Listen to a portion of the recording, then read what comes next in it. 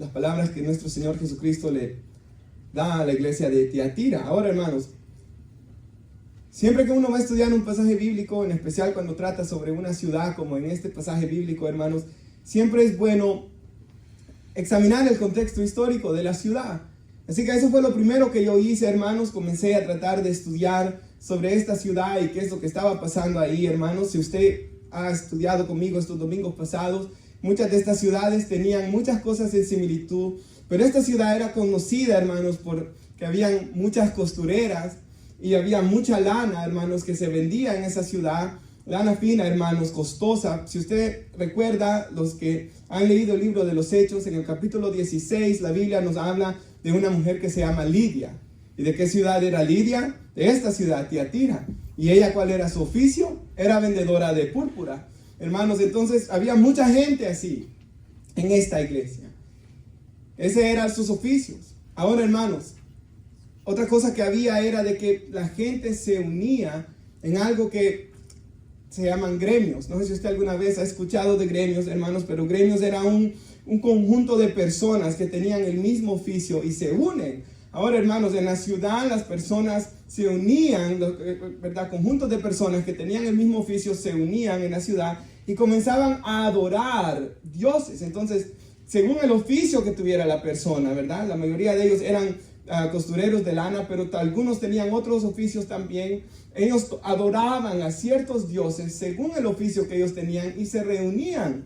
Si lo pusiéramos en nuestros tiempos, como que los que son mecánicos se reunieran todos en un lugar, hermanos, y ahí comenzaran a adorar a los demonios, ¿verdad? A adorar a los ídolos, a comer, a embriagarse, a emborracharse y a cometer actos de inmoralidad. Eso era lo que sucedía en esa ciudad.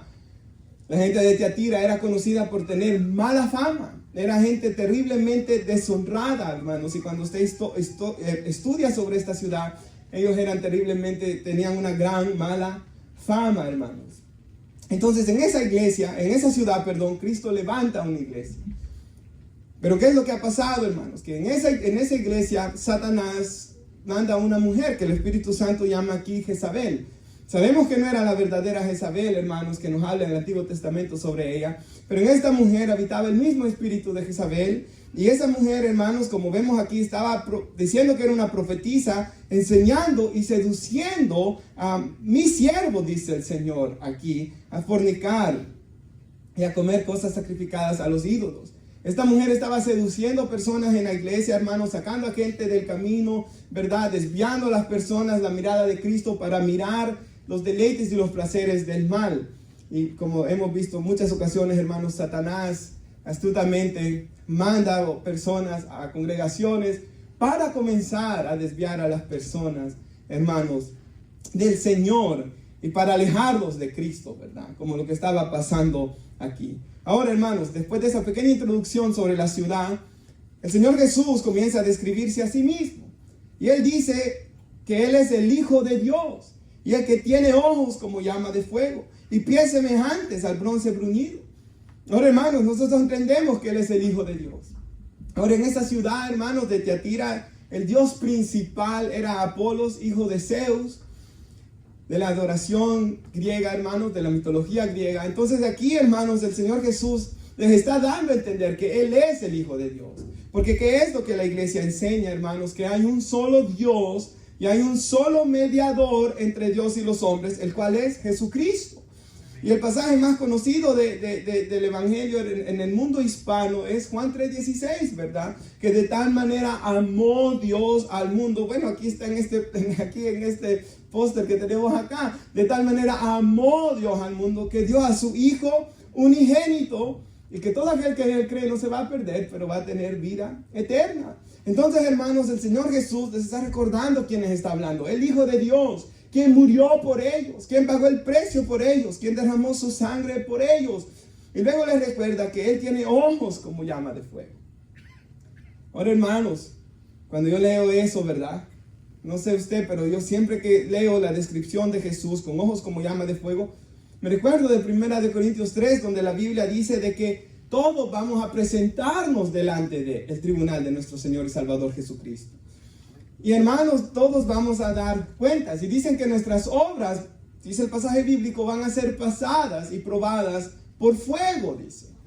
Y yo, hermanos, estoy seguro que ese fuego son los ojos de nuestro glorioso Señor y Salvador, que mirará nuestras obras. Y luego el pasaje bíblico dice de que aquellas obras de aquellas personas que son comparadas a la madera, al heno o hojarasca, y todas estas cosas sabemos que se queman en el fuego, van a quemarse, dice, ya no van a permanecer, y va a haber personas que van a tener gran pérdida en el día del juicio, dice la Biblia, pensando que sirvieron a Dios por muchos años, pero la calidad de sus obras no fueron, hermanos, como nuestro Señor mandaba. No había un corazón rendido a Cristo. Y como la Biblia dice, ¿verdad? Si yo hablo lenguas humanas y angélicas y no tengo amor, nada soy. Si yo, hermanos, diere de comer a los pobres, pero no tengo amor, de nada me sirve. Entonces la manera como Dios mide nuestras obras no es, hermanos, de que yo canté y mi voz estuvo exactamente perfecta, sino que es, yo canté, hermanos, amando a Cristo y exaltando a Cristo. Es así como Dios mide nuestras obras, hermanos. Es así como lo enseña la Biblia.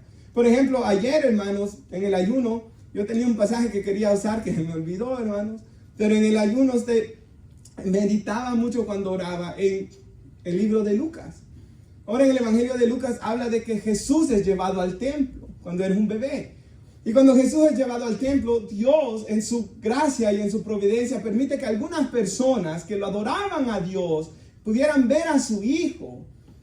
Y una de esas personas es una mujer, dice la Escritura, que ya estaba bien anciana.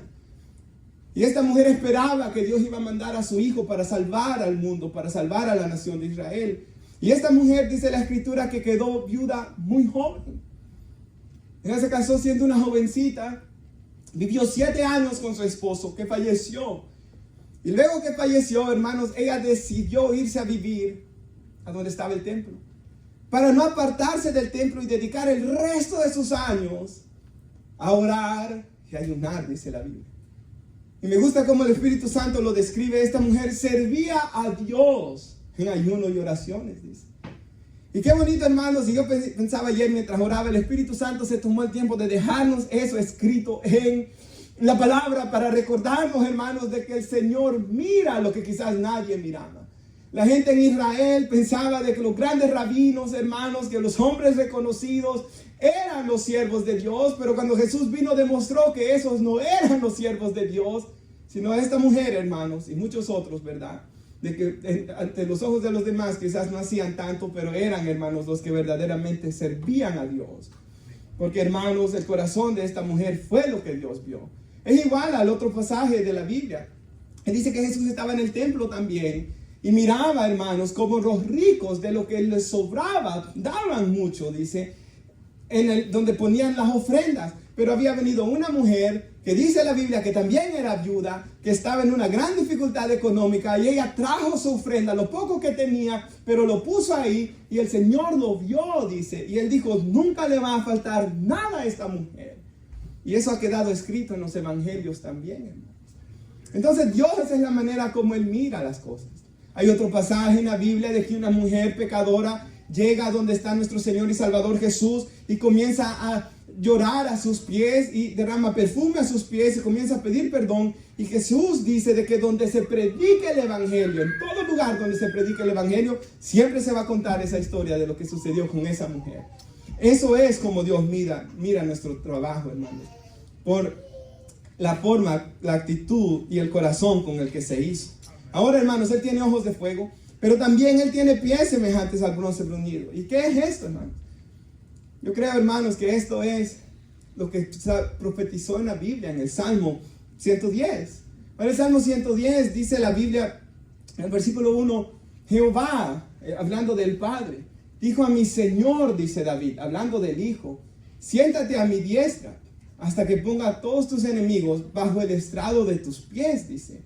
Ahora, hermanos, nuestro Señor y Salvador Jesús dejó su gloria, como dice la Biblia, no estimó ser igual a Dios, y Él vino a la tierra, se hizo hombre y vivió una vida perfecta que nosotros no podíamos vivir, murió nuestra muerte que nosotros merecíamos morir, resucitó, hermanos, y Él está sentado a la diestra del Padre, intercediendo de ahí por nosotros. Y todo pecador que venga arrepentido en Cristo, hermanos, el Hijo intercede al Padre para perdonar sus pecados, ¿verdad? Entonces eso es lo que Él hace en la diestra del Padre, representándonos a nosotros. Por eso dice la Biblia que si pecamos, abogado tenemos para con el Padre, a Jesucristo el justo, dice la palabra. Ahora, hermanos, Él está allá. Y Él está a la diestra del Padre, esperando el momento donde todos sus enemigos sean puestos bajo el estrado de sus pies. Por eso es que la Biblia en el final del libro de Romanos dice que la iglesia espere, porque brevemente dice, Satanás será aplastado bajo nuestros pies, dice. Cristo, hermanos, aplastará a Satanás y la iglesia se gozará. La Biblia también habla, hermanos, que los demonios van a ser, y ya están derrotados, pero van a ser aplastados completamente por nuestro Salvador Jesucristo. Ahora también la Biblia habla, hermanos, que todos aquellos que se nieguen a venir a los pies de Cristo. Si usted va conmigo ahí en Apocalipsis 2, en el versículo 27. Y al final vamos a estudiar ese versículo, pero aquí dice que al que venciere le va a dar autoridad sobre las naciones. El versículo 27, y las regirá con vara de hierro y serán quebradas como vaso de alfarero, dice. Entonces todos aquellos, hermanos, que se niegan a arrepentirse, que quieren hacer el mal, que no quieren amar a su prójimo como a sí mismo, que odian y aborrecen a Dios, ellos serán aplastados también debajo de sus pies. Por eso es que Él tiene sus pies semejantes al bronce bruñido, hermanos. Serán desmenuzados a sus pies todos aquellos que odian a Dios. Porque dice la Biblia que la condenación, Juan 3:19, es. ¿Qué es la condenación? Se pregunta alguien. ¿Qué es lo que condena a alguien al infierno? Y Jesús dijo, la condenación es que yo, la luz, vine al mundo, pero los hombres amaron más las tinieblas que la luz, porque sus obras son malas. Y todo el que hace lo malo aborrece la luz, dice, y no viene a la luz para que sus obras no sean reprendidas. Y ahí vemos la condenación. Hermanos, no es de que el pueblo de Dios, o todos los que nos hemos arrepentido, seamos mejores que los que están afuera, ¿verdad? Sino que, hermanos, yo no me recuerdo dónde dije esto, hermanos, pero me recuerdo que estaba hablando con alguien, el viernes fue que estaba con los jóvenes arriba, de que toda gente se ve ilustrada en la cruz de Cristo, porque en la cruz de Cristo habían dos pecadores, uno a cada lado, y uno se arrepintió y el otro no se arrepintió. Entonces en el mundo es igual, hermanos. Todos pecaron y están destituidos de la gloria de Dios, dice Romanos 3:23. Pero ¿qué es lo que hace la diferencia, hermanos? Aquellos que se han arrepentido de sus pecados y han creído en Cristo Jesús. Y por gracia somos salvos por medio de la fe. Eso es verdad también. No por obras para que nadie se gloríe. Nadie se puede gloriar de eso. Es por la gracia de Dios, es por la convicción de pecado del Espíritu Santo. Amén. Por tanto, si oyeres hoy su voz, como decía nuestro hermano, no endurezcamos nuestro corazón. Ahora, hermanos, sigue diciéndonos el versículo 19, lo tiene. Yo conozco tus obras, porque Dios conoce todo en nuestras vidas, ¿verdad? Delante de sus ojos de fuego no podemos esconder nada. Y miren lo que Dios comienza a decir de esa iglesia: su amor, su fe, su servicio, su paciencia, y que sus obras postreras eran más que las primeras. Entonces, esta era una iglesia que estaba haciendo más cosas buenas. Iba creciendo, hermanos, en su amor, en su paciencia, en su servicio, en su fe, y todo eso nuestro Señor se lo reconoce, ¿verdad?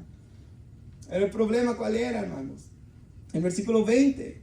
Pero tengo unas pocas cosas contra ti. No habían tantas cosas malas en esta iglesia, pero lo que estaba mal estaba afectando la congregación, igual a la iglesia que estudiamos el fin pasado de Pérgamo.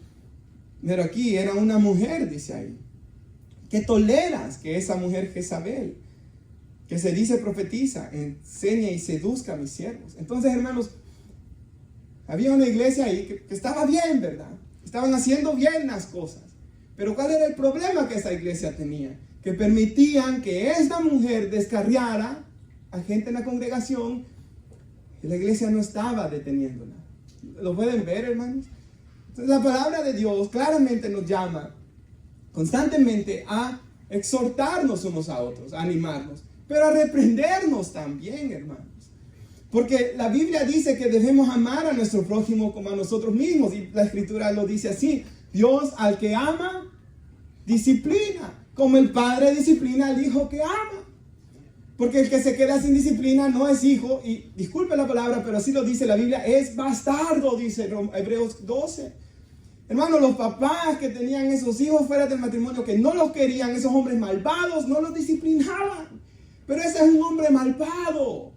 Pero la palabra de Dios, nuestro Dios, ama a su pueblo y Él disciplina a su pueblo para no pecar. Y la Biblia por eso dice, hermanos, de que nosotros en Cristo debemos llamar al arrepentimiento a las personas. La iglesia, ¿qué tenía que haber hecho? Llamar a esa mujer que se decía profetiza al arrepentimiento. Y si no se arrepentía, advertir a toda la congregación sobre esa persona. Y decirles a todos que no la siguieran. Que no fueran, hermanos, a comer en esos lugares donde se emborrachaban. Habían muchos en adulterio, dice más adelante. Habían hombres siéndoles infieles a sus esposas, hermanos. Habían jóvenes entregándose a la inmoralidad sexual. Y había una iglesia, como dicen, ¿cómo es que dicen? Haciendo el ojo pacho ahí, ¿verdad, hermanos? Ignorando la situación. Y se recuerda lo que decía Matthew Henry en el comentario que les leía yo el fin pasado de Pérgamo, que estaba sucediendo algo igual en esa otra iglesia, de Apocalipsis 2:12 en adelante. Dice él de que ellos estaban tan enfocados en que la salvación es individual, y eso lo he escuchado yo tantas veces. La salvación es individual, la salvación es individual. Y en un contexto se usa bien esa palabra. Porque cada uno llevará su propia carga. Dice, ¿se recuerdan? Gálatas 6:5, de ayer lo leíamos. Nadie va a dar cuentas por otra persona. Cada quien va a dar cuentas de sí. Los hijos no llevarán el pecado de los padres. El padre no llevará el de los hijos. La salvación es individual. Amén. Pero eso no significa, hermanos, que a mí no me van a importar mis hijos, no me va a importar mi esposa y no me va a importar el pueblo de Dios. Claro que no. Porque así como yo quiero la salvación, yo debo anhelar que otros tengan la salvación. Así como yo quiero, hermanos, que mi matrimonio esté bien y que mis hijos estén bien, yo debo anhelar que todas las personas estén bien, porque eso es amar al prójimo como a uno mismo. Y eso cumple la palabra de Dios. Pero estos hermanos no lo estaban haciendo. Ellos, hermanos, estaban permitiendo que esto sucediera. Ahora, hermanos, una pequeña descripción de Jezabel para ver por qué el Espíritu Santo llamó a esta profetisa, supuesta profetisa, porque no era profetisa, ¿verdad? Así. Ahora, Jezabel, hermanos, la Biblia nos dice de que se casó con el rey Acab. Y Dios le dijo a Israel de que no se casaran con personas que tenían, hermanos, esas religiones paganas de otras naciones. Pero él desobedece a Dios. En vez de buscar una mujer israelita que adorara a Jehová, él va y busca una mujer que adora todo tipo de ídolos. Ahora esta mujer es una fiel adoradora de Baal, como lo vemos adelante, y de Astarot.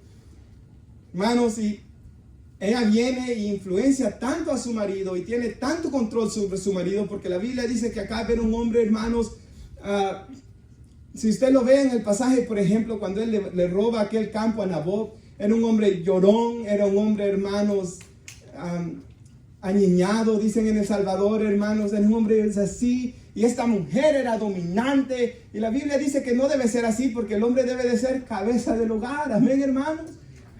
¿Qué significa esto? Que el hombre debe ser el primero en adorar a Dios. Y que el hombre debe ser el primero en tener integridad, hermanos, para que sus hijos y su esposa puedan seguir ese ejemplo, ¿verdad? ¿Qué significa ser cabeza del hogar? No que mi esposa va a hacer lo que yo diga, sino de que yo voy a ser el primero en obedecer a Dios para que luego los dos hagamos lo que Dios manda. Amén. ¿Qué significa ser cabeza del hogar? Como nos dice la Biblia, ama a tu esposa como Cristo amó a la iglesia. Y nuestro hermano Gilberto nos predicó, no se me olvida. Cristo es paciente con su iglesia. ¿Es usted paciente con su esposa? Nos dijo él. ¿Se recuerdan esa prédica, hermanos? Cristo ama a su esposa. Cristo busca lo mejor para su esposa. Entonces, hermanos, pero aquí Jezabel era una mujer mala, que dominaba a su esposo para el mal. Ahora, hermanos, la mujer debe ser ayuda idónea. Amén. Animando al esposo, a Dios también. Ayudándolo, hermanos, a seguir adelante. La Biblia habla que la mujer en aquellos tiempos, sobre todo, tenía más tiempo para enseñar a los hijos. Quizás hoy ya no, ¿verdad? Es una responsabilidad de ambos, por cierto. Pero enseñarle a los hijos la palabra es un llamado de cada mujer que está hoy aquí presente. De someterse a su esposo también, hermanos. Siempre y cuando, ¿verdad?, él también se someta a Dios, claro está. Ahora, hermanos, esta mujer, vemos que su relación con su esposo era perversa. Vemos que esta mujer también construye un templo para Baal en Israel. Y hermanos, en los tiempos de Elías, esta mujer tenía 450 profetas de Baal y 400 profetas de Astarot. Estamos hablando de 850 falsos profetas de la nación. Y no solo esto, hermanos, no solo había traído este montón de malvados a Israel, pero esta mujer había matado a muchos profetas de Jehová. Uno de los criados de su casa, dice la Biblia, de que había tomado a 100 profetas y los había ido a esconder en 2 cuevas de 50 y 50 y desde ahí les mandaba que comer. Entonces, hermanos, esta mujer es símbolo de maldad. Esta mujer es símbolo de idolatría. Esta mujer, hermanos, es símbolo de sensualidad también, porque aquí dice, hermanos, que ella seducía a los siervos de Dios a la inmoralidad sexual, que significa fornicar. Era una mujer, hermanos, como la vemos en la Biblia, que cuando la van a matar, ¿verdad? Jehú va, dice la Biblia, a matar a Jezabel. Hermanos, dice que ella lo trata de seducir, pero él no cae y la agarra y la tira, hermanos, desde un segundo piso, ¿verdad? O tercer piso, no me recuerdo cuán alto era el lugar, pero ella cae y hasta salpica la sangre, ¿verdad? Entonces esta mujer, hermanos, por eso usa el Señor, el Espíritu Santo, Jezabel, para describir a esta mujer que estaba en esta iglesia. Era una mujer que seducía a las personas. Ahora, hermanos, la Biblia dice de que la mujer del Señor debe de preocuparse por su belleza interna más que la interna, hermanos. De un espíritu apacible, dice. Hermanos, el hombre de Dios también, porque no solo la mujer, ¿verdad? Hay hombres maliciosos también y malvados. Deben de procurar, hermanos, que su belleza sea interior. Porque sí o no, hermanos, por ejemplo, las hermanas, si ven que hay una hermana seductora, van a tratar de cuidar que el esposo se le acerque.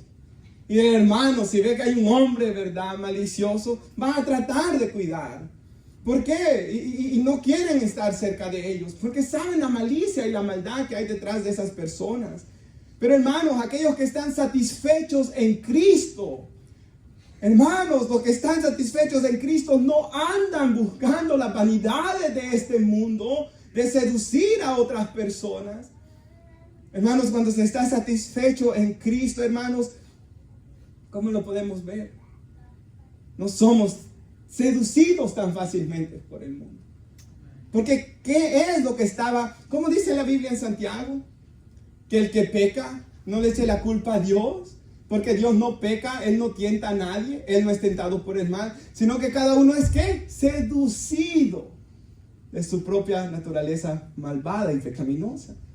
Entonces, cuando uno es seducido por algo, lo único que uno está mostrando es que uno no está completamente rendido a Dios y que hay áreas de nuestra vida todavía en rebelión contra Dios. Y estas personas no se habían rendido plenamente a Cristo. Yo sé, hermanos, todos tenemos una naturaleza pecaminosa. Yo sé, hermanos, que todos luchamos en ocasiones con malos pensamientos. Yo sé, hermanos, que no hay nadie completamente perfecto en este lugar. Y que la iglesia es, hermanos, ilustrada a veces por mucha gente en nuestros tiempos como un hospital abierto a todo tipo de enfermos. Y amén, hermanos, amén. Debe ser un lugar que ayude al hombre con perversión sexual. Debe ser el lugar que ayude al drogadicto. Debe ser, amén, amén, amén. Pero no para que nos quedemos así, ¿verdad? Claro que no. Para que por medio de la oración y de la búsqueda de Dios y de su palabra cambiemos. Para ser transformados a la imagen de Cristo. Así que el problema era de que estas personas, en vez de seguir para adelante, estaban volviendo atrás hacia esos pecados perversos que esta mujer estaba seduciendo a muchas personas. Ahora, hermanos, sigue diciendo nuestro pasaje. Versículo 21. Y le he dado tiempo para que se arrepienta a esa supuesta profetisa, ¿verdad? Que se dice profetiza, como dice el otro versículo. Le he dado tiempo para que se arrepienta, pero no quiere arrepentirse de su fornicación. He aquí yo la arrojo en cama y en gran tribulación, y a los que con ella adulteran si no se arrepienten de las obras de ella. Entonces Dios acá, hermanos, como dice la Biblia, Él es misericordioso y clemente. Él es lento para la ira y grande en misericordia. O sea, Dios ya había esperado un tiempo que esta mujer y no se arrepentía. Dios, hermanos, sin lugar a dudas, también esperó que la iglesia actuara y la iglesia no estaba actuando. Entonces, por eso Dios le habla a la iglesia y luego Dios les dice: yo mismo voy a venir y la voy a juzgar y la voy a tirar en cama y en gran tribulación, y también a los que participan con ella de estos pecados, ¿verdad? Mira el 23: heriré a sus hijos de muerte, y todas las iglesias sabrán que yo soy el que escudriña la mente y el corazón, y daré a cada uno según sus obras. Entonces nuestro Señor, hermanos, claramente aquí les está diciendo que Él iba a juzgar el pecado de esas personas. Entonces nuestro Dios, por ejemplo, estudiábamos el fin pasado de los hijos de Elí, ¿se recuerdan? Los hijos de Elí, hermanos, estaban cometiendo un pecado bien similar a este. Y dice la Biblia que cuando Elí ya les quiso decir arrepiéntanse, ya los hijos de Elí estaban tan endurecidos en el pecado, y Dios había ya resuelto y había pronunciado juicio sobre ellos, que ya no podían arrepentirse y murieron, hermanos. Similar le estaba pasando a esta mujer. Y este era el último llamado para las personas que estaban siguiendo esos pecados, de que dejaran de seguirla. Ahora, hermanos, quizás usted diga: eso no está pasando acá, no tenemos una mujer que ande haciendo esas cosas, que se llame profeta. No, ok, es verdad, hermanos. Quizás hoy no lo podemos aplicar como iglesia en totalidad, porque no tenemos algo así pasando, gracias a Dios. Pero sí lo podemos aplicar, por una parte, una enseñanza para el futuro, para que nunca permitamos que esto pase, pero también aplicándolo a nuestra vida personal. Porque así como Dios le dijo: tengo esto contra ti a Tiatira, tengo esto contra ti a Pérgamo, o tengo esto contra ti a la iglesia de Éfeso, ¿será que Dios nos puede decir a nosotros: tengo esto contra ti hoy, hermanos? Esa es la pregunta, ¿verdad? Y nosotros, hermanos, debemos de anhelar estar a cuentas con el Señor, como nos dice la palabra, y que Él no tenga nada en contra de nosotros, hermanos. Nada. Ahora la Biblia dice, ¿verdad?, como el papá, como el padre se compadece de sus hijos, así se compadece Jehová de los que le temen, porque Él conoce nuestra condición y Él sabe que somos polvo. Hermanos, si estos hombres se arrepentían de haber sido seducidos, de haber pecado contra Él, si hubieran venido a Cristo, nuestro Dios los hubiera perdonado, hermanos. Y esperamos que algunos se hayan arrepentido, ya de ahí ya no sabemos. Pero los que no, el Señor mismo dijo que los iba a herir. Y de muerte, dice. Otros los iban a poner Dios en cama, dice. Y sabe, hermanos, cuando yo leía esto, si puede poner nuestra mano en la pantalla, este pasaje de 1 de Corintios, lo podemos ver, amados hermanos. Y este pasaje bíblico, hermanos, nos enseña algo muy similar que estaba pasando en otra iglesia, en Corinto. Cuando ellos comían la Santa Cena, si usted se recuerda de esa enseñanza, un día lo estudiamos, hermanos. Lo que vamos a hacer nosotros hoy, solo que ellos tenían mucho pan y mucho vino, hermanos. ¿Cuál era el pecado?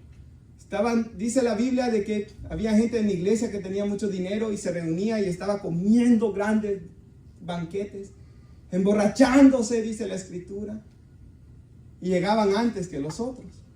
Y cuando llegaban los otros que eran pobres, hermanos, ya no comían nada casi, porque ya los otros se lo habían comido y se habían emborrachado y estaban pecando horriblemente, hermanos. O sea que uno se dice: ¿cómo puede pasar algo así? ¿Cómo puede pasar en una iglesia algo como lo que está pasando en Tiatira, hermanos? Pero durante los tiempos, hermanos, aún en nuestros días, a veces en las noticias salen cosas así de feas, hermanos. Salen cosas terribles. Por eso es que la iglesia debe de estar constantemente en oración, hermanos. Por eso es que antes de tomar la Santa Cena se da un tiempo de oración para examinarnos a nosotros mismos. Por eso es que la iglesia, hermanos, tiene que, como yo les decía, hermanos, el pecado se debe de matar o de cortar con él en la mente. Hermanos, ¿dónde es el campo de la batalla del creyente sino en la mente?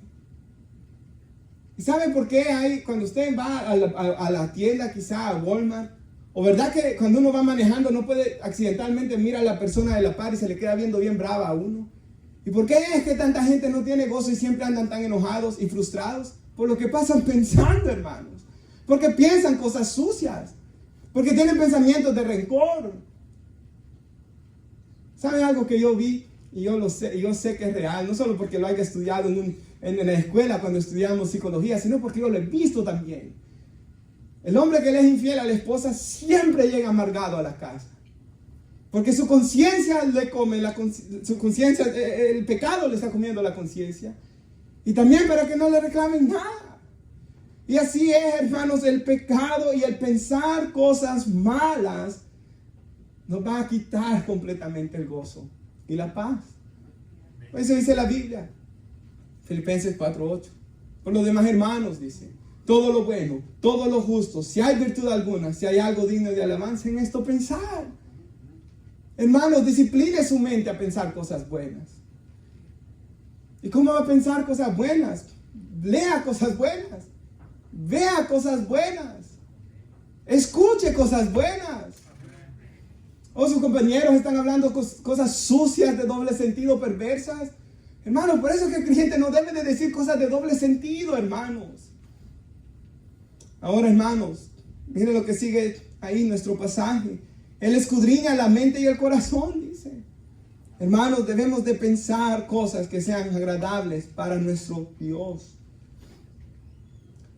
Ahora, ahí donde estamos, dice que esto estaba pasando en la iglesia, ¿verdad?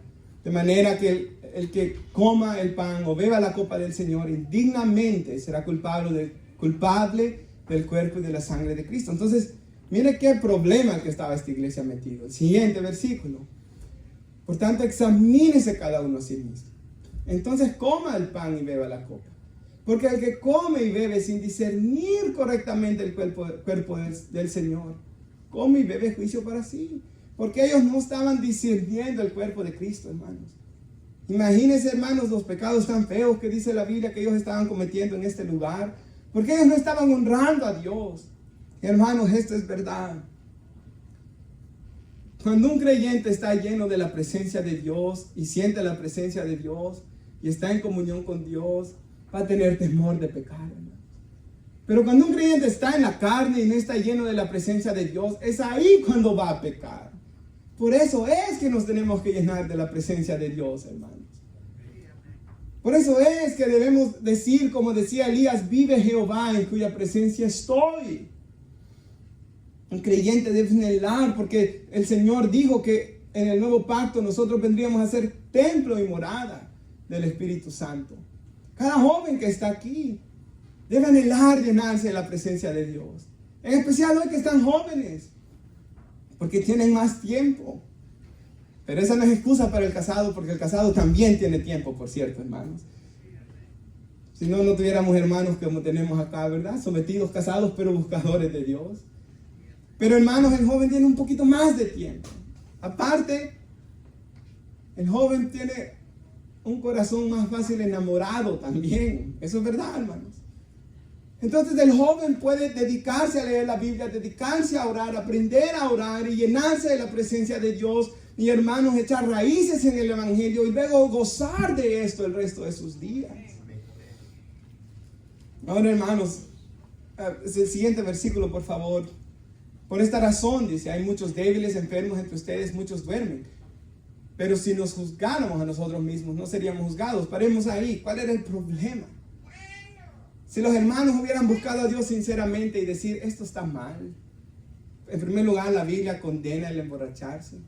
En segundo lugar, ¿por qué no comemos con nosotros? ¿Por qué estamos viendo de menos a los pobres? Si hubieran ellos puesto a decir, ¿verdad? Esto no está bien. Perdónanos, Señor. Nos arrepentimos de esto.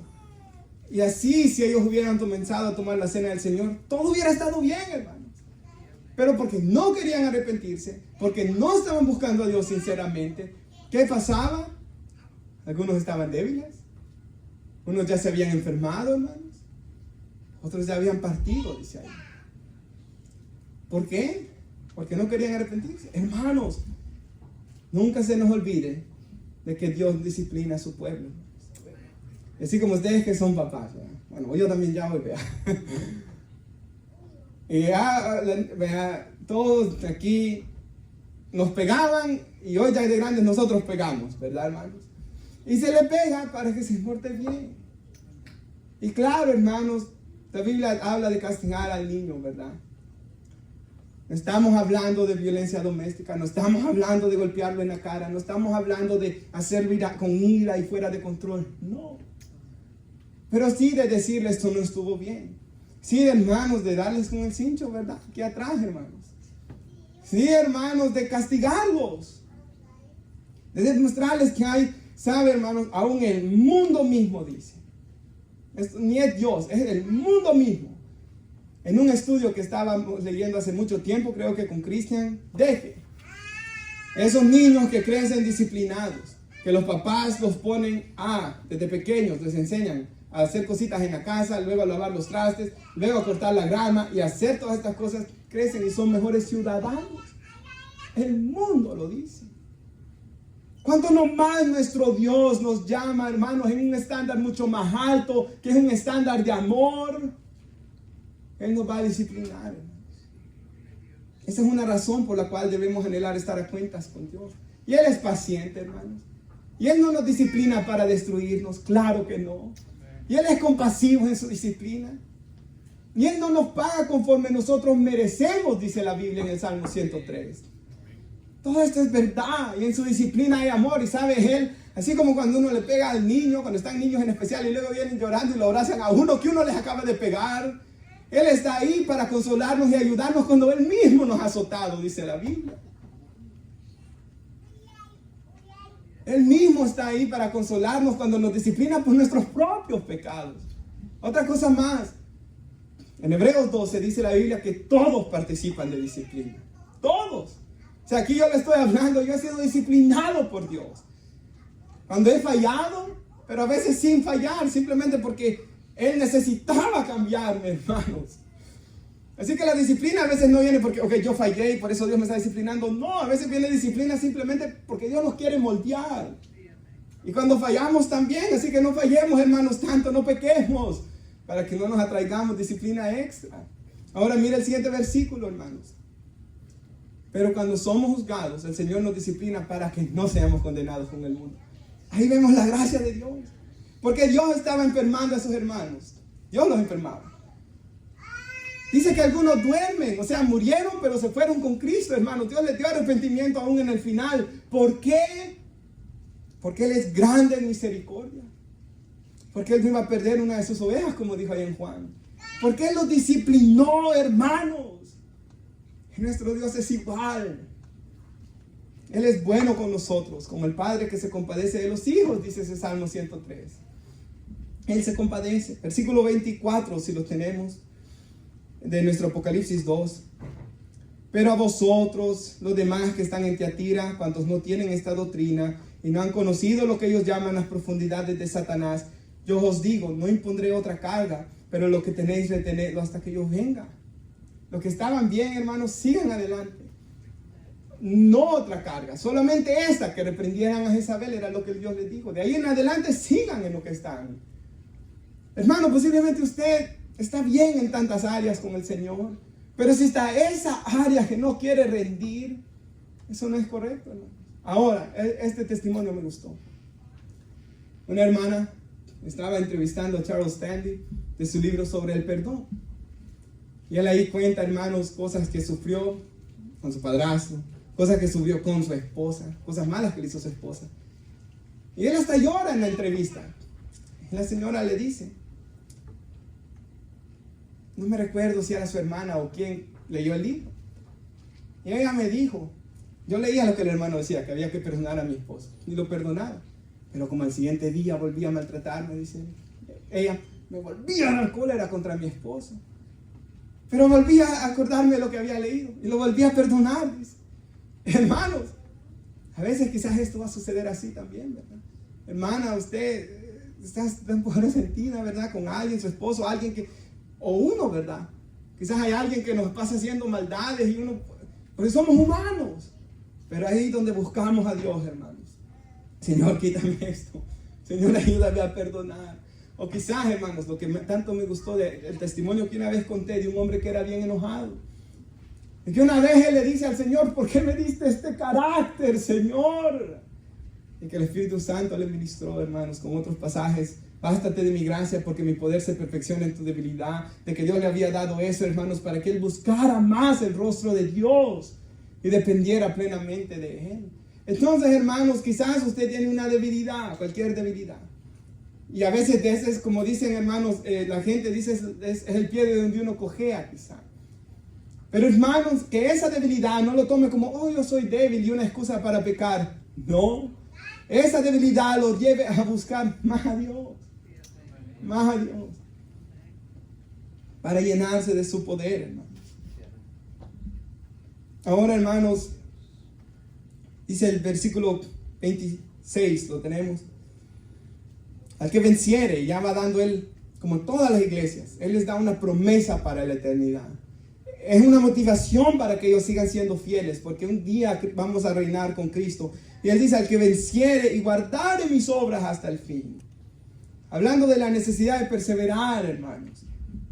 Hablando de la necesidad de tener esa fe que vence al mundo, como dicen las Escrituras. Y que en Cristo somos más que vencedores, hermanos. Y que en esto conoceréis, dice la Biblia, por sus frutos los conoceréis. Como dice, me gusta tanto lo que dijo Paul Washer.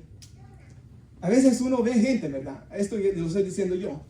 Que viene y se arrepiente, pero luego a los meses o al año o a los 2-3 años vuelve. Pero hermanos, la señal de ser discípulo de Cristo no es que me arrepentí una vez, es que me sigo arrepintiendo, dijo el hermano. Y yo dije, amén. Esa es la señal que el Espíritu de Dios está obrando en mí. Un constante arrepentimiento. Humildad cuando escucho la palabra de Dios. En especial si yo sé que es lo que se me está diciendo es verdad. Ahora, hermanos, sigue diciendo aquí, hay que guardar en mis obras hasta el fin. Yo le daré autoridad sobre las naciones. Paremos ahí un segundo. Hermanos, si usted se recuerda de la parábola de las 10 minas en Lucas 19. ¿Se recuerdan, hermanos, cuando recién regresamos de la pandemia que hicimos un servicio allá afuera? Y en ese servicio yo hablé de esa parábola, de que había un hombre rico, dice la Biblia, que ilustra a Dios. Y este hombre llama a sus siervos y él se va a ir por un tiempo, pero después va a regresar, que ilustra que Cristo un día va a volver por su iglesia. Y les da minas. Ahora, minas eran monedas, hermanos. Y estaba viendo de que tenían valían mucho dinero, hermanos. Mucho dinero. Algunos comentarios dicen que hasta 1000 días de trabajo. Entonces, hermanos, era gran cantidad de dinero. Y se los daban, y se los dio a 10 de ellos. Y les dijo, negocien con este dinero. Y cuando yo venga, les voy a pedir cuentas. Y dice la Biblia que después él llega de regreso, después de mucho tiempo. Y les dice a sus siervos que han ganado. Y dice, hermanos, que el primero de ellos viene y le dice, toma tu mina, y con este dinero hice negocios y he ganado 10 más. Y dice que el Señor le dice, buen siervo, has sido fiel. Te voy a dar autoridad sobre 10 ciudades, le dice. Y esa es su recompensa por haber hecho bien las cosas. Luego viene el otro y le dice, con el dinero que me diste, con la mina que me diste, he ganado 5 más. Recuerda, hermanos, cada uno era como alrededor de 1000 días de trabajo. Y entonces viene y dice, excelente, buen siervo, vas a tener autoridad sobre 5 ciudades, le dice. Y luego viene el último, hermanos, que no hizo nada, que solo escondió el dinero. Y él le dice, malvado, le dice. No quisiste trabajar, no quisiste hacer nada. Y dice que ese va estirado a las tinieblas de afuera. ¿Cuál es la enseñanza ahí, hermanos? Que un día Dios nos llamará a cada uno a dar cuentas. Y la Biblia dice, hermanos, en Romanos 8:1, que ninguna condenación hay para los que están en Cristo Jesús. Hermanos, que la sangre de Cristo nos limpia de todo pecado. Por eso el Evangelio es buenas noticias. ¿Buenas noticias de qué? Que Cristo pagó por todos los pecados si nos arrepentimos y venimos a sus pies. Ya no vamos a dar cuentas por nuestros pecados. El día que muramos, hermanos, y que nos presentemos delante de Dios. Por eso es que dice el himno, y dice Romanos 14, si vivimos, para Él vivimos. Si morimos, para Él morimos. Sea que vivamos o que muramos, somos del Señor. Entonces en aquel día, hermanos, si morimos en Cristo, estamos vestidos de Cristo, enseña la Biblia. Y todos nuestros pecados fueron limpiados por su sangre y no vamos a ser castigados por ellos. Esa es la buena noticia del Evangelio. De que un día vamos a morir y todos vamos a morir. Y a veces el hombre no quiere pensar en eso, hermanos, pero cuando vemos personas a nuestro alrededor fallecer, sabemos que ese momento va a llegar. Y queremos vivir, hermanos, varios años y queremos poder servir a Cristo. Amén.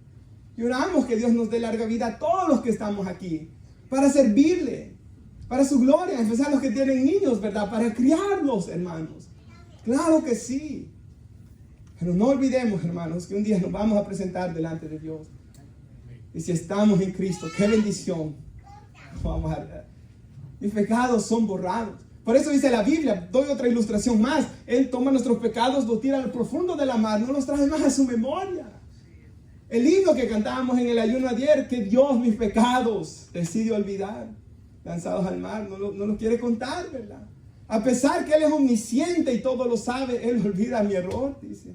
Entonces, hermanos, esa es la gracia del Evangelio, pero no se queda solo ahí. En ese día Él va a recompensarnos por nuestras obras, hermanos. Y si servimos a Él, como los que yo dije al principio, esa mujer que ayunaba y lloraba, esas personas que servían al Señor. Es más, Él dijo, por un vaso de agua dado a alguien, porque es mi discípulo, recibirá su recompensa, dice la Biblia. Ahora, hermanos, de igual manera la Biblia dice que el hombre que no se quiera arrepentir va a compadecer delante del juicio del gran trono blanco, como se conoce al final de Apocalipsis 20, 11 en adelante. Y ahí cambia la cosa. Porque ellos van a dar cuentas por cada uno de sus pecados.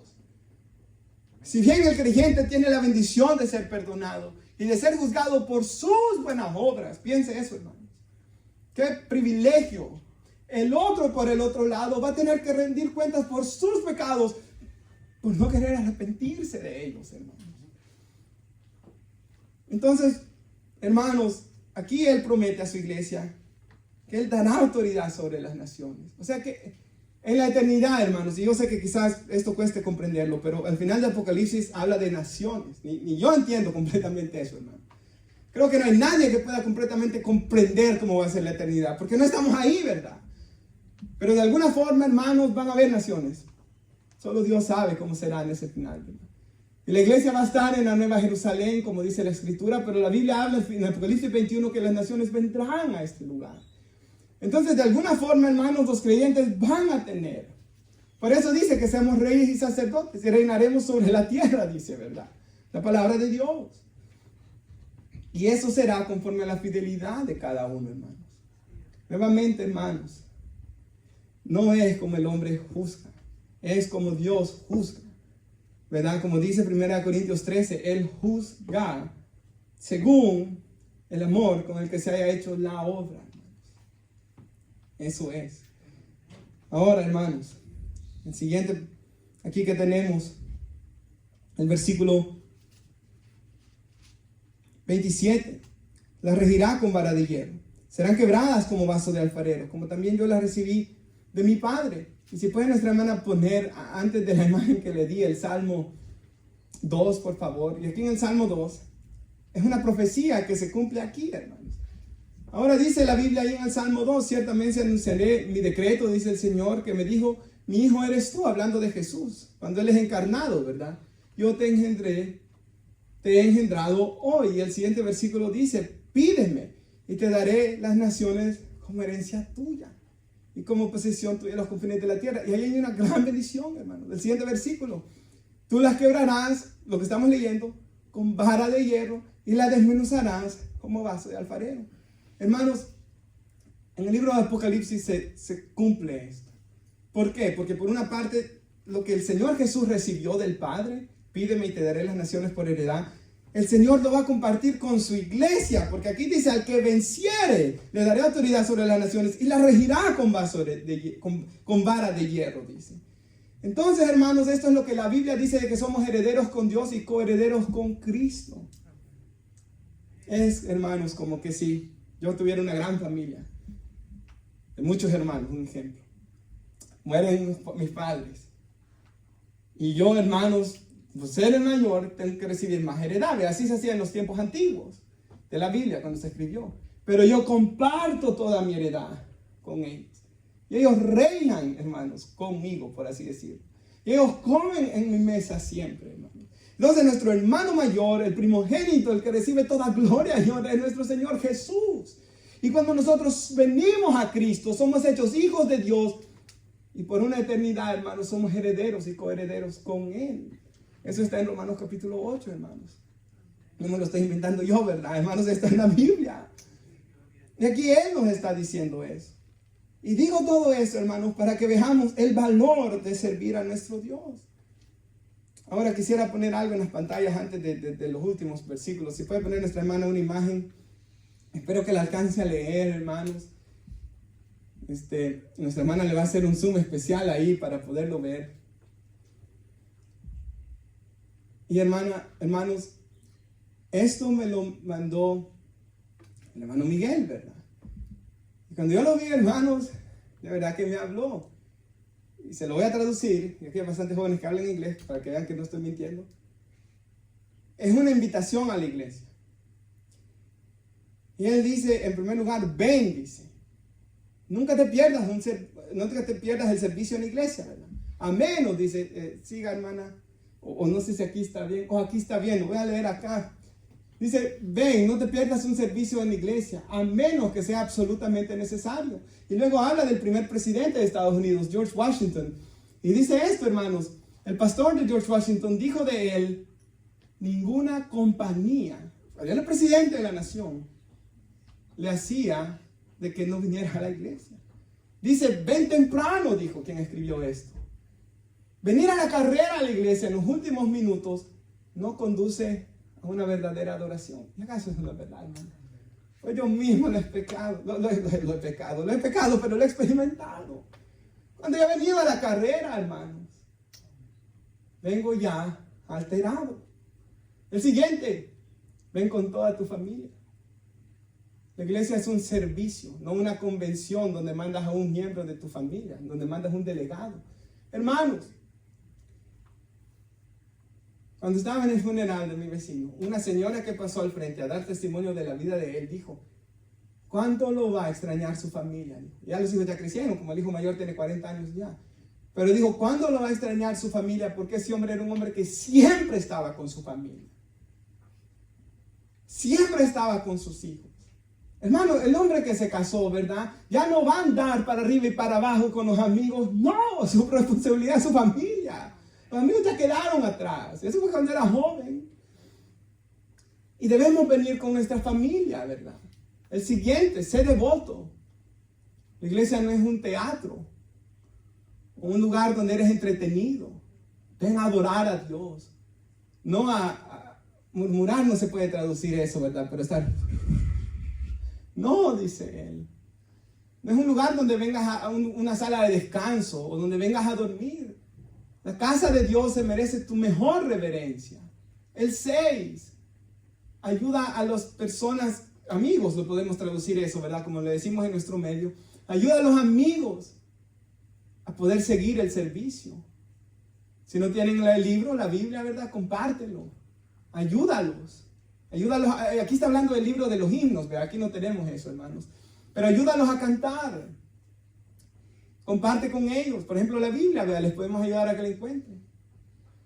Que se unan a la adoración. No solo te sientes, ¿verdad? El 7 dice, siempre recuérdate de los amigos, que ellos son los invitados de los miembros de la iglesia, hermanos.